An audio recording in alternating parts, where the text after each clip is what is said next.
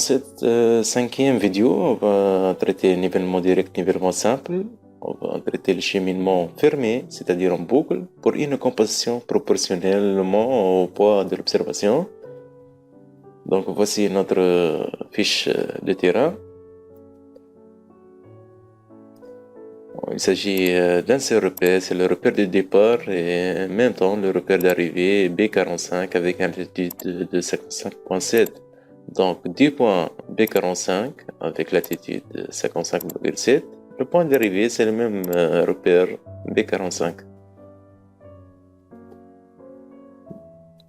On a rempli les différentes observations brutes. On a calculé lecture arrière, lecture avant, comme dans les autres vidéos. Donc on a calculé les sommes de dénivelés positifs et négatifs. On a comparé entre les deux dénivelés, ils sont corrects. La somme des distances nous donne 301,5, c'est la longueur du cheminement. Donc il reste à calculer l'écart de fermeture. L'écart de fermeture dans le cheminement en boucle, c'est égal à la somme des dénivelés. Donc c'est égal à 6 mm. Donc pour le nombre de dénivelés, on va calculer le nombre de stations. Il s'agit de 5 stations, donc n égale à 5.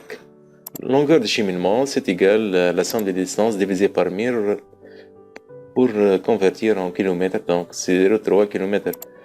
Nombre de dénivelés par kilomètre, c'est égal au nombre total de dénivelés de cheminement divisé par la longueur en kilomètres, donc c'est égal à 17 dénivelés. Donc le 17 dénivelés, c'est strictement supérieur à 16 avec un cheminement ordinaire. Donc pour notre tolérance, la tolérance légale, donc on va insérer un objet. Donc Microsoft Equation 3. C'est un programme qui nous permet d'écrire l'équation en sa forme mathématique. Donc voilà, on commence par plus ou moins, puisque la tolérance est plus ou moins. Donc racine. Donc la tolérance est égale à racine de 36 n. C'est évidemment puisque le nombre n, le nombre de dénivelés par kilomètre supérieur à 16, donc la tolérance est en fonction du nombre de dénivelés, puisque l'erreur est probable et entachée dans le nombre de dénivelés.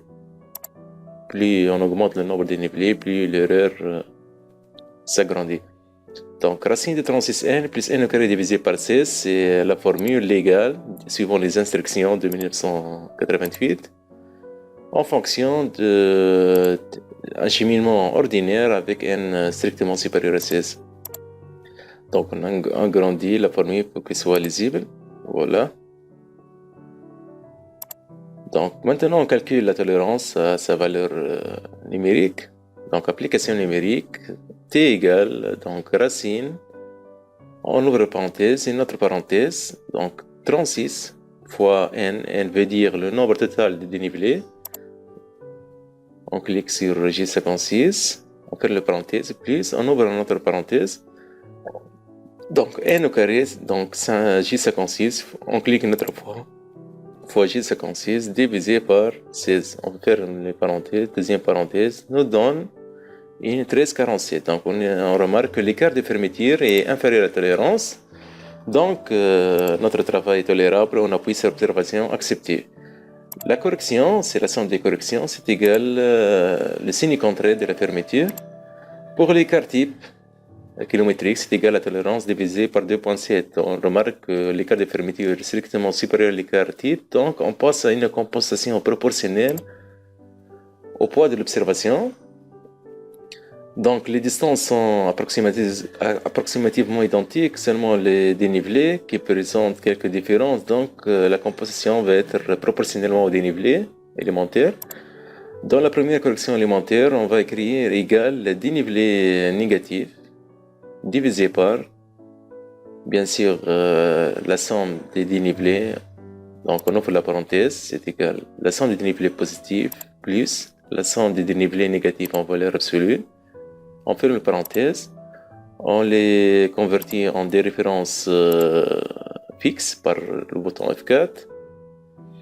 Puis on les enveloppe tous entre deux parenthèses. Le tout, bien sûr, multiplié par la somme des corrections, c'est moins 6 mm. On tape Entrée, donc on a la correction totale, on n'a pas converti en référence fixe pour voir comment Excel réagit. Donc égal, on ajoute une condition. Donc si le dénivelé brut positif est vide, c'est-à-dire entre deux guillemets, point virgule, on applique cette formule. Donc la correction, ça dépend du dénivelé négatif. Point virgule, si le dénivelé positif n'est pas vide, donc la correction va être dépend de la dénivelé positif. Donc on remplace I21 par J21 et dans la condition s'il faut, J21 par I21. Voilà. On tape Entrée, on remarque que la correction est remplie, donc elle est en fonction du dénivelé négatif. On va copier, coller dans les autres plages, les autres cellules des autres points. On remarque qu'elles sont tous égales à 0. Pourquoi? Donc parce que la correction n'est pas fixe, la somme des corrections qui est moins 6, comme on a déclaré ici avant. Donc on clique sur N54, on appuie sur F4 pour les rendre fixes. Voilà.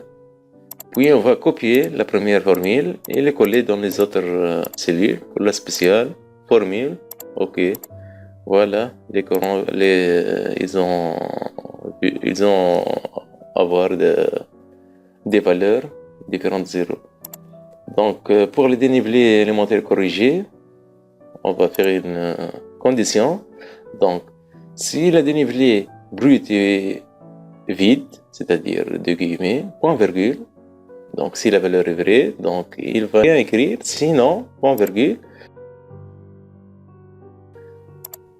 il va ajouter le dénivelé brut plus la correction. On va copier cette formule, on va le coller dans le champ de dénivelé négatif. Puis on va modifier si le dénivelé négatif, donc J21, c'est celle qui est vide. Si elle est vide, donc il n'écrit rien, sinon il va ajouter, il va soustraire le dénivelé négatif au moins la correction. On va copier les deux cellules et va les coller dans les autres plages. Voilà. On a si la correction, si la dénivelé brut est positif, donc la correction est positive. Si la dénivelé négatif, la correction est négative. Donc pour l'altitude, le repère de départ toujours c'est sa valeur vraie, son altitude vraie 55.7. Pour le point R1, donc l'altitude, on va ajouter une condition. Si la dénivelé élémentaire corrigé est vide, point virgule, si cette condition est correcte, donc l'altitude précédente moins le dénivelé négatif. Point virgule, pour passer, divisé par 1000 bien sûr, pour le convertir en mètres. Point virgule peut passer si la condition est fausse. Donc, c'est-à-dire si la dénivelé corrigée n'est pas vide, donc l'altitude précédente plus la dénivelé positif divisé par 1000. On fait une parenthèse, on appuie sur Entrée, voilà l'altitude. Donc elle dépend du dénivelé négatif. Donc on copie cette formule et les colle pour les restes des cellules, pour la spéciale par formule. Voilà, donc toujours l'altitude précédente plus le dénivelé nous donne l'altitude des points calculés. À vérifier, dernier point de B45, l'altitude corrigée doit être égale à l'altitude vraie de repère B45, donc 55.7. Notre compensation donc est correcte. Donc, on n'oublie pas de sauvegarder notre travail dans le dossier spécifié. Puis fichier, imprimer si on veut imprimer notre rapport.